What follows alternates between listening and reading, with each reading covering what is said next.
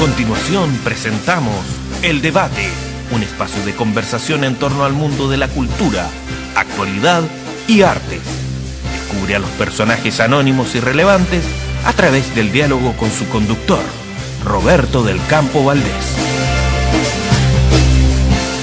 Bienvenidos, un placer estar con todos ustedes. Gracias por sintonizarnos en www.programaeldebate.cl y a través de Podcaster. La tarde del 2 de septiembre del 2011, los noticiarios de la televisión chilena informaban una noticia que conmocionaría al país. Un avión Casa 212 de la Fuerza Aérea de Chile con 21 pasajeros desaparecía camino al archipiélago de Juan Fernández. Dentro de los pasajeros estaban miembros de la FACH, integrantes del proyecto Desafío Levantemos Chile, trabajadores del Consejo Nacional de la Cultura y un equipo del programa Buenos Días a Todos de TVN. El accidente dio paso a una misión de rescate que durante 24 días tocó el alma de todos los chilenos. Junto a mí se encuentra un periodista que debió reportear desde sus primeros momentos el desarrollo de la llamada Operación Loreto. Gracias por acompañarnos, Amaro Gómez Pablos. Encantado de estar contigo nuevamente. Muy complacido de que estés acá con nosotros. ¿Cómo te encuentras, Amaro?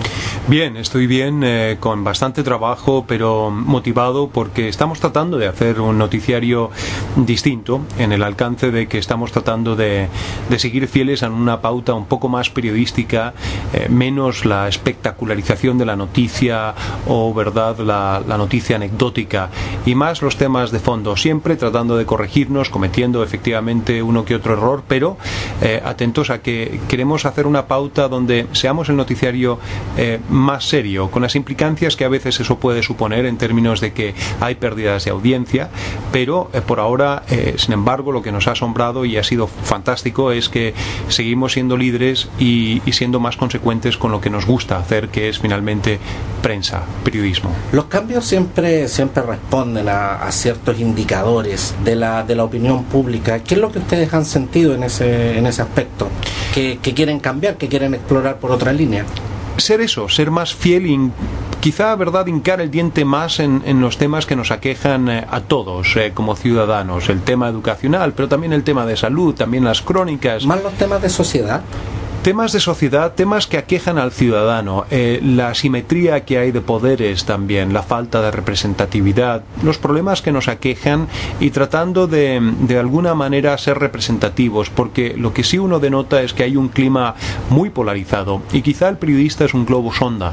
En ese alcance, lo que te puedo decir es que yo, en los años que llevo en TVN, nunca antes me había pasado que ante cualquier tipo de reportaje, o eres finalmente un comunista por las versiones más extremas, o eres también un fascista, un facho, o lo uno o lo otro, lo que da cuenta de el ambiente y la crispación que estamos viviendo en estos momentos. Creo que ahí el periodismo tiene que hacer justamente lo que hace mejor, que es ser un vaso comunicante y tratar de reinstaurar el diálogo, y también que la gente se pueda escuchar sin llegar a estos juicios tan apresurados y sin, verdad, que los extremos y las caricaturas se adueñen de una conversación que me parece que es muy pertinente en torno al tema de la educación primero, en torno al tema de la salud que va a venir, en torno al tema en general de una clase media que a nivel mundial, no solamente en Chile, se está viendo muy apresionada, muy además vulnerable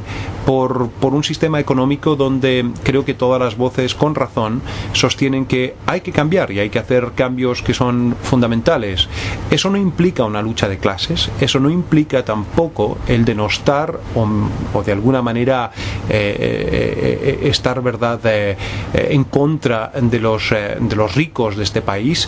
Eso implica más bien el concepto de tener un modelo más equitativo y una justicia social real que se vea y se palpe en las calles, y donde los medios de comunicación, yo creo que frente a estos poderes pueden también cumplir una función de diálogo y de fiscalizadores importantes. Bueno, siempre he pensado que los comunicadores y específicamente los medios de comunicación tenemos justamente esa función, la de informar, la de presentar la información desde todos los ángulos, y no somos nosotros los llamados a emitir juicios de valor sobre ciertos ciertas temáticas que pueden ser sensibles o pueden ser definitivamente muy complejas. Y tú ya lo viste en un reportaje que me estabas comentando, que era el reportaje que me tocó hacer en Nueva York, en el marco de lo que era en esa ciudad, no estoy siquiera hablando del Estado, en esa ciudad 1,5 millones de personas que acuden a la olla común para su desayuno, almuerzo o cena, de lo contrario no tienen que comer. Antes de comenzar el programa estábamos comentando, digamos, exactamente, sobre esta crónica y sobre el excedente que genera el modelo capitalista, digamos. Ciudad de Nueva York, 4 millones de habitantes que están por caer en esa línea de pobreza y de dependencia, y además tú ves los excesos y la disparidad de la cantidad de cosas que se votan. Entonces es un contrasentido que en una mañana tú te enfrentes a esa necesidad y marginalidad, y en la noche estés recorriendo las basuras de la misma ciudad con un grupo que se denominan freegans y que son profesionales con poder adquisitivo, pero que están hastiados de este consumismo que no guarda ningún sentido de decencia o proporción, y que vota cosas que están perfectamente bien etiquetadas antes de la fecha de caducidad o expiración, y se alimentan sacando panes que votan supermercados o comercios que están en perfectas condiciones, dando cuenta de lo que es más abiertamente esa protesta que se ve en Wall Street hoy en día, de mucha gente joven, pero también gente de mayor edad, que básicamente dice: esto no puede seguir así, no tiene sentido. Los famosos indignados, como fenómeno global que en Chile en estos momentos tiene un acento colocado en la educación, pero que en definitiva representa a un grueso de gente de la clase media y que se ve muy afectada y aquejada. No, definitivamente. Amaro, te agradezco mucho el que estés hoy aquí, porque a solo 2 meses de la tragedia donde perdieron la vida 21 personas y dejó sumido a todo un país en la tristeza, lo primero que deseo preguntarte es ¿cómo está el ánimo dentro de TVN? ¿Cómo estás tú después de todo esto? Así como se desintegró el avión, también aquí hubo una desintegración fuerte. Mucha gente está todavía recogiendo sus piezas, por así decirlo. El rompecabezas se está rearmando después de una pérdida tan brutal como la que significó la de Felipe Camiroaga y su equipo, de gente muy íntegra. Y hay desolación, hay tristeza, es algo que todavía nos acompaña. Estamos rearmándonos, pero es algo que duele y duele mucho, porque además era gente de servicio. Y en el caso, por ejemplo, concreto de Felipe Camiroaga, entenderás que una persona con ese nivel de llegada y éxito ya en la televisión no tenía por qué subirse a un avión e ir un fin de semana acudir y ayudar a la gente en la isla Juan Fernández. Y sin embargo ahí estaba, y ese es el tipo de ciudadano y el tipo finalmente de chileno que uno necesita en estos momentos, como Felipe Cubillos también, como todos aquellos que integraban ese avión, eran gente de entrega, de compromiso, en una misión involucrados en una misión además maravillosa. Y también está el desafío de recoger ese espíritu. Yo, por ejemplo, no en vano mantengo todavía los mensajes de, por ejemplo, Felipe Cubillos en mi teléfono. No lo quiero borrar porque pienso que ahí hay una llamada más profunda, un llamado quizá de conciencia a todos a perseverar, a que no estando él, que era una persona singular, el resto podamos no estar esperando, sino ser gestores de la ayuda y del cambio que se necesita a nivel país, de entrega, de solidaridad, de generosidad. Cuéntame, Amaro, ¿cómo fue para ti ese 2 de septiembre? ¿Qué estabas haciendo esa tarde? Fue desconcertante. Yo estaba aquí en el departamento de prensa, pero al principio es la incredulidad con respecto a quienes se encontraban a bordo. ¿Cómo te enteraste? Me enteré prácticamente incidentalmente, como quien dice algo, ¿verdad?, en el pasillo y señala: oye, pasó esto y se piensa que... y tú dices: no, esto no es posible. Hasta que vas averiguando, hasta que vas armando esa información dispersa, le vas dando, ¿verdad?, forma, cauce, va llegando más información, vas haciendo más llamadas y finalmente caes en cuenta de que efectivamente ese avión cayó. Y ahí la sensación es una sensación de tristeza, de mucha ansiedad por primero saber cuál era la suerte de los pasajeros, de mucha incredulidad y de incertidumbre, y eso es bastante agobiante hasta que ya te das cuenta, sobre todo una vez que ya estaba en terreno, de que el impacto fue bestial, de que las posibilidades del supuesto amarizaje eran imposibles con olas de 5 a 6 metros de altura, y lo único que ruegas es que ojalá ellos no hayan tenido siquiera segundos de conciencia con respecto a la tragedia en ciernes, que ojalá haya sido todo tan estrepitoso que hayan sufrido lo menos posible. Ese es tu consuelo, y al mismo tiempo ojalá que las familias tengan a su haber los cuerpos o lo que haya y se haya encontrado de ellos, para por lo menos tratar de darles digna sepultura a todos aquellos. Esas eran las cosas que finalmente, verdad, nos generaban un cuadro de ansiedad a todos, porque estábamos íntimamente ligados a esta historia. Cualquiera de nosotros, además, esa es otra lectura, podría haber estado en ese avión. Exactamente, pero uno ve por televisión el desempeño de los periodistas en terreno, pero ¿cómo funciona la maquinaria informativa, Amaro, cuando ocurren hechos como estos? ¿Cómo se organiza el departamento de prensa cuando te toca cubrir eventos como estos? ¿Sabes de antemano que vas a ser tú el llamado a cubrir esta noticia? No. ¿Cómo funciona todo eso? No, uno se pone al servicio y uno puede ir o al estudio o tiene los bototos, los pantalones, los calcetines de rigor, ¿verdad? Y las chaquetas para poder partir al frente. Lo uno o lo otro, lo que venga, y uno está a disposición finalmente de lo que estimen los editores, como también el director de prensa. Pero es la naturaleza de mi trabajo, y tener esa doble militancia de o poder estar en el estudio o partir a terreno. Afortunadamente me tocó ir a terreno.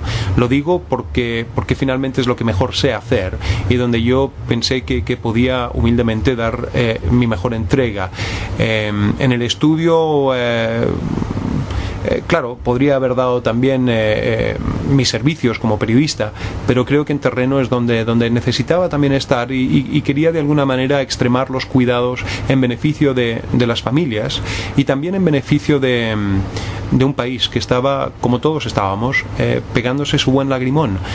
Hicimos, y creo que fue algo muy bueno, esto te lo confidencio, yo hablé con Jorge Hans y con otros integrantes de la prensa y les dije, Jorge Hans del Canal 13, les dije, mire, aquí nadie, ojalá, pretenda ganarse el Pulitzer, esto no es una competencia, esto es una noticia muy triste, con lo cual, si ustedes estiman conveniente, yo lo que pienso que debiéramos hacer es pactar con el Ministerio de Defensa entregas informativas, de modo tal que una vez que tengamos, y solo cuando tengamos la información oficial, entonces, verdad, la lancemos al aire.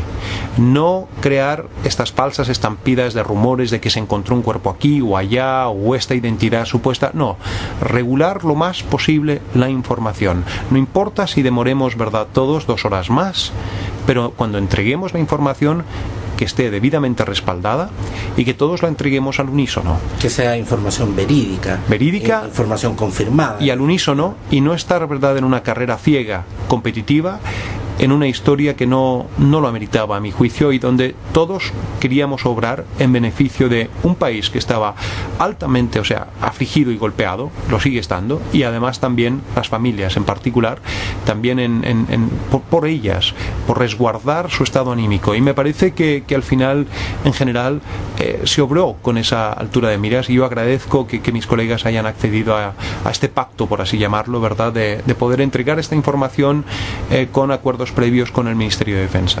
Uno siempre piensa de que justamente esto es una carrera por obtener puntos mediáticos respecto a esto, pero por lo que tú me acabas de señalar, ¿existe la ética periodística también? Yo creo que hay un tema de ética, hay un tema de sensibilidad, hay un tema de cuidados, hay un tema de ponerse en la situación del otro, del que está directamente aquejado, el familiar que está atento a las noticias, a lo que se pueda divulgar. ¿O fue que este tema también tocó particularmente a los medios de comunicación? Sí, también los tocó íntimamente, pero también yo siempre he pensado... Por el hecho de que iban figuras televisivas dentro del avión. Exacto, pero yo también creo, sin embargo, porque uno podría argumentar eso, pero yo creo que también hay algo de que, por lo menos en mi situación personal, yo estimo que no solamente los vivos tienen derecho a la dignidad, los muertos también, las víctimas fatales también. No terminan sus derechos cuando terminan sus vidas. Y cuando tú ves a un cadáver en una bolsa, extrema cuidados. ¿Es necesario? Y cuando no es necesario, trata de no hacerlo, trata de no ser dramático en exceso y en desmedro de las personas directamente involucradas. Yo creo que ahí la propia audiencia puede también, con su inteligencia y su sensibilidad, sacar sus propias conclusiones, y no hay que ser grotesco en ningún alcance.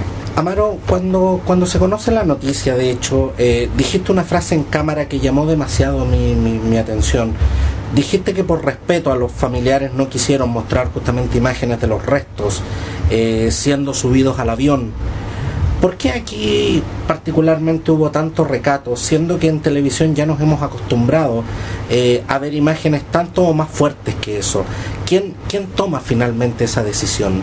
Esa decisión es subjetiva, es personal, es bajo el criterio del periodista que pueda estar en terreno y muchas veces también del editor que pueda estar en Santiago. Creo que en general es un recato que uno debiera tomar en toda circunstancia. A mí me parece que cuando también, por ejemplo, hay una persona acuchillada en una población, sea por un femicidio o sea por otra circunstancia, no es necesario estar mostrando el cuerpo ensangrentado con el cuchillo puesto. Me parece que cuando uno puede también extremar esos cuidados, y me parece que todos. Ahora, yo sí siento, y en justicia, de que quizá aquí evidentemente todos tomamos resguardos aún mayores por sentirnos tan íntimamente ligados a la historia, pero yo te diría que de verdad, en términos de criterio, por lo menos en mi alcance, en lo personal, yo trato de ser juicioso con las imágenes que se muestran. Pongo un caso ejemplo que creo que se cita además a menudo en la escuela, o yo lo cito en las escuelas de periodismo. Si hay un avión siniestrado, otra instancia en la que, por ejemplo, haya habido un fuego o lo que sea, o las víctimas fatales rociadas por las inmediaciones del avión, no es necesario mostrar ni los brazos, ni las piernas, ni los torsos, ni las cabezas. Tú puedes mostrar, por ejemplo, una muñeca chamuscada, una muñeca, o las pertenencias, o una maleta abierta. Eso da cuenta del registro de lo ocurrido. No es necesario caer en el sensacionalismo, creo yo. Amaro, sé que voy a incomodarte con esta pregunta, por favor, pero existe un comentario obligado en las redes sociales y en la opinión pública desde hace bastante tiempo. Durante el rescate de los 33 mineros vimos al periodista y compañero tuyo Gonzalo Ramírez algo molesto por haber reporteado durante varios días en el campamento y tener que pasarte el micrófono en cámara para que tú reportearas la fase final del rescate. Durante las primeras horas de la tragedia de Juan Fernández era evidente su molestia por no haber podido estar presente en la isla, probablemente ocupando tu lugar. ¿De qué depende o de quién depende la designación de un periodista para cubrir ciertas noticias? Lo que señalas es falso, es algo que sembró las últimas noticias en este juego que tienen de tratar de generar cuñas y divisiones allí donde no existen. Yo, por ejemplo, en la situación de los mineros, claramente a Gonzalo le hablé antes. De hecho, yo colaboraba muchas veces tras bambalinas con él, como lo hacía él conmigo, en el marco de la cobertura. No me ves en cámara porque estoy asistiéndole en términos de traer entrevistados posibles, arrojarle datos mientras él está en vivo y en directo, como también él lo puede hacer conmigo. Eso se llama colaboración, trabajo en equipo, no egocentrismo, que es lo que abunda tanto en televisión.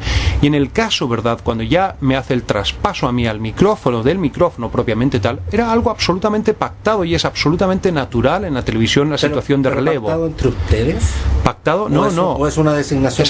Es una designación que depende de la jefatura en Santiago, pero que editores, exacto, pero que también no es una decisión que pasa por ti, en definitiva. No, para nada, pero ni que tampoco pasa por él. Tampoco pasa por él, pero además es algo que uno lo hace con la educación del caso. Oye, Gonzalo, ahora, después, cuando estimas conveniente, no tengo ningún problema, dale tú ahora, y así. Y son situaciones de relevos que son naturales porque también también hay fatiga en cualquiera que está relatando durante horas y horas. Y así es aquí y en cualquier otro oficio en general donde sensatamente se estime que hay que suministrar de relevar y suministrar de nuevas fuerzas y energías la cobertura. Y así como cuando yo estoy extenuado, a mí también me relevan. Es absolutamente normal. Y en el caso de Juan Fernández, no creo que haya habido molestia de Gonzalo Ramírez. Yo por lo menos no vi nada publicado en las redes sociales ni en la prensa, pero de haber habido... A mí me gustaría ser bastante franco con este tema, Amaro, porque, claro, tal vez molestia no es la palabra, pero sí había un cierto dejo de tristeza que Gonzalo Ramírez incluso en un momento lo dejó ver en cámara. ¿Tristeza de qué, perdón? Tristeza de no haber podido ir, porque tengo entendido pero que... si él estuvo al final. Pero no desde el principio. No desde el principio, porque él estuvo... Y eso él lo manifestó en cámara durante la transmisión. Ahora, tengo entendido que él y Felipe Camiroaga tenían una relación muy estrecha a nivel personal. Felipe Camiroaga es el padrino, de hecho, de uno de sus hijos, y aquí el tema es que eso no es algo que pase por mí ni tampoco enteramente por Gonzalo. Me explico. Lo que ocurre en esos primeros momentos es que Gonzalo primero se sube a un Hércules con Mauricio Bustamante. Exactamente. Después vuelven. Gonzalo Ramírez no quiere partir porque está dividido entre, por un lado, su yo periodista y su yo familiar, directamente involucrado con una de las víctimas fatales en el accidente, con lo cual lo que él hace es, él asiste a la familia de Felipe Camiroaga y se queda en tierra con ese propósito. Y después, cuando ya él estima conveniente, parte a Juan Fernández y no hay quien le ponga un obstáculo. Incluso, ¿verdad? Yo te aventuraría lo siguiente, porque es algo que hablé con él y es algo que hablé también con las jefaturas acá. Uno de los aspectos que así me parece pertinente y que uno tiene que dialogar es, perdona, ¿estás tú en tus cabales y estás con tu integridad y tu entereza para cubrir una noticia así de brutal a la que te sientes tan íntimamente ligado en terreno? Porque no te quiero generar un daño psicológico más profundo. Y esa es una conversación que se tuvo. En su momento, ¿verdad? Finalmente Gonzalo dice: no hay problema, parto, yo creo que voy a poder aguantar. Perfecto, y Gonzalo estaba en lo que él sabe hacer muy bien, que son las transmisiones en vivo y en directo, y yo estaba trabajando, como trabajamos en equipo, haciendo, ¿verdad?, los reportajes, saliendo a terreno con los pescadores, con los comandos y demás. Y así es como se trabaja. La televisión es trabajo en equipo. Aquí no hay nadie pisando, ¿verdad?, los talones de otro o sería muy mezquino, y la verdad es que yo no he hecho carrera profesional de esta manera, no la vislumbro tampoco de esa manera. Lo que sí entiendo es que efectivamente hay noción de equipo y hay relevos, y eso es natural, pero uno conversa estas cosas sin arrogancias. Ahora, de ahí a que otros medios quieran ser insidiosos y poner cizaña donde no la hay, ese es otro tema. Pero mira, tú podrías... Pero quería que nos lo aclararas. No, me parece estupendo, y tú podrías perfectamente hablar con Gonzalo Ramírez, con quien tengo una gran amistad, al margen de ser compañeros de trabajo. Y a quien respetamos como profesional. Pero por supuesto, claro. Y verás que ahí no hay para nada, o sea, ningún conflicto, pero ni en lo más mínimo. Cero. Y te invito a que se lo preguntes sin estar yo presente. No, definitivamente. Amaro, te invité hoy al programa porque fuiste el periodista que estuvo desde el primer minuto y te quedaste varios días en Juan Fernández. 11. ¿Cómo se gestó esta operación y por qué el nombre de Operación Loreto? Operación Loreto, en virtud, entiendo yo, si mal no recuerdo, de la patrona de los marinos, entiendo que es del mar. Entiendo que por ahí está la asociación, y por eso, ¿verdad?, el nombre de la operación propiamente tal. Y sí, efectivamente yo estuve ahí desde prácticamente el día 1. Porque de hecho a ti te vimos desde un primer momento, incluso en las puertas del grupo 10 de la FACH. Así es. Bueno, es que uno está así, uno está presto. Prácticamente a minutos de que el público, de que la audiencia en general conociera la noticia. Cuando ocurre un terremoto, cuando ocurre una tragedia de esta envergadura, cuando ocurren otras tragedias, uno lo que hace es inmediatamente llama por teléfono al canal. Y entonces dices, ¿dónde? ¿Estudio o terreno? y te dicen estudio, terreno. Si es terreno, era evidente que tenía que ir al grupo 10. Y allí partí. ¿Qué detalles nos puedes dar de esta operación? ¿Cuántos efectivos, cuánto equipo se movilizó para esto? ¿Y cómo viste tú el trabajo conjunto de dos ramas, de dos tan importantes ramas de las Fuerzas Armadas? Más de 1 millar de personas, es decir, 1.000 y tantas. Además, las embarcaciones que viste, que eran aproximadamente 5, a veces 6 buques. Después todo el contingente del propio pueblo, los pescadores.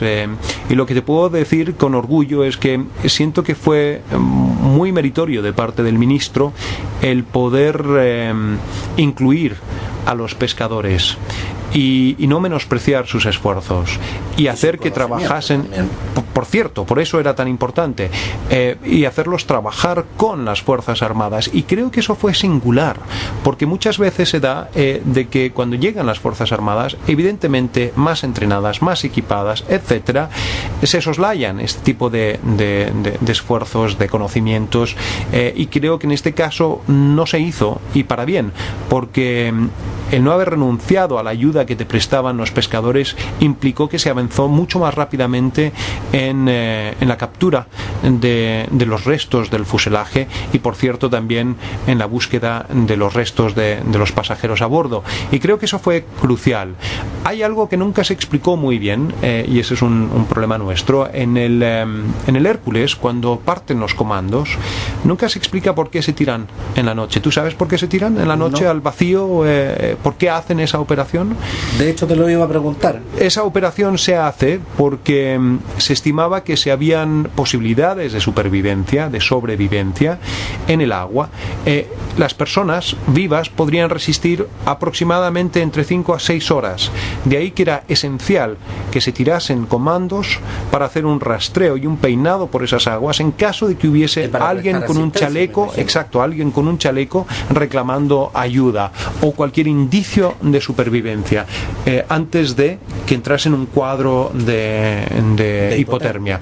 Y eso era la razón de ser de esa operación, que fue una operación que a todos nos dejó boquiabiertos y además muy temeraria y también muy profesional por parte de los comandos.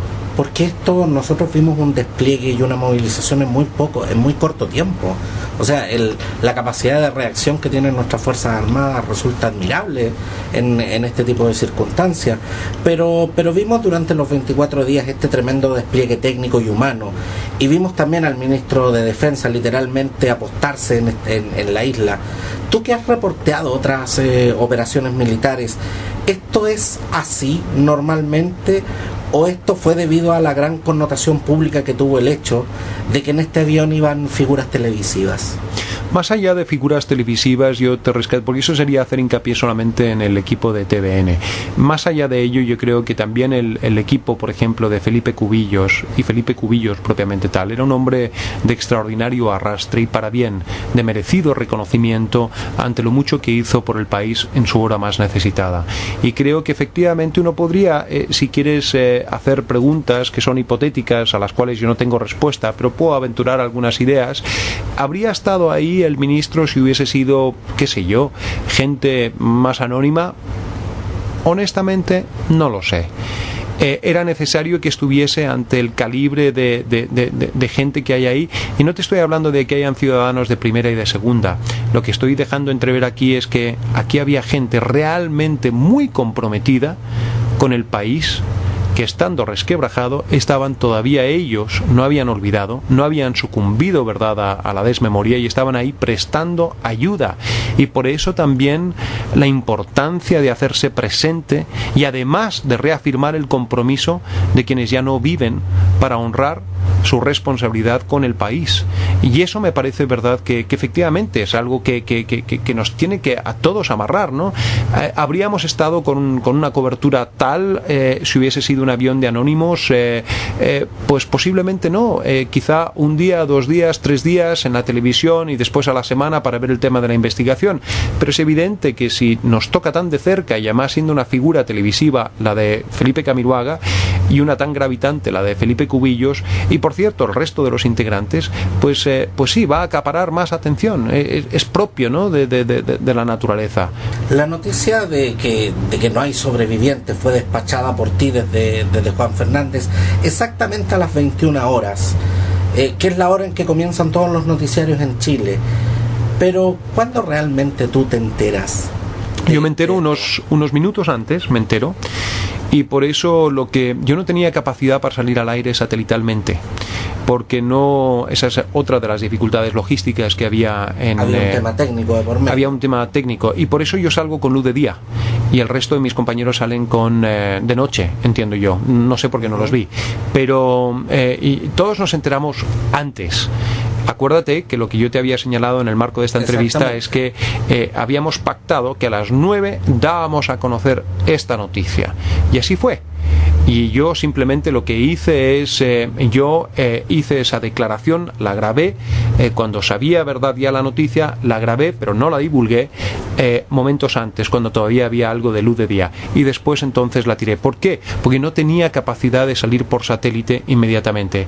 Entonces yo di la información, aquí verdad la grabaron un par de minutos antes y la sacaron a las 9 de la noche. Claro, exactamente a las 9 de la noche. Correcto. Por eso te hacía la pregunta. Quiero cerrar esta edición preguntándote algo en extremo personal. Los periodistas como tú y los comunicadores como yo debemos hacer abstracción de nuestras emociones cuando tratamos noticias particularmente complejas o trágicas. ¿Cómo se logra eso cuando se trata de tus propios amigos y compañeros de trabajo? No lo sé, yo no tengo la fórmula y no lo logro tampoco. A mí me lastimó mucho esta noticia, me dolió mucho y volví mal.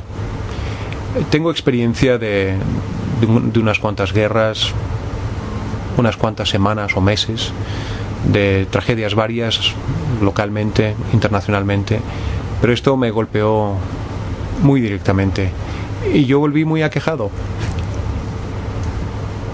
Lo que sí me sirvió, y para lo que sí fue buena mi experiencia, es para, al reconocerme mal y desvalido, lo que hice es, le dije al director de prensa, le dije: Enrique, no estoy bien, estoy con pesadillas permanentemente, no tengo capacidad de concentración, me siento caminando en el aire, estoy anímicamente muy pendular, de repente me siento bien, operativo, y de repente me doy cuenta de lo que ha ocurrido y me golpea en la cara la tragedia nuevamente.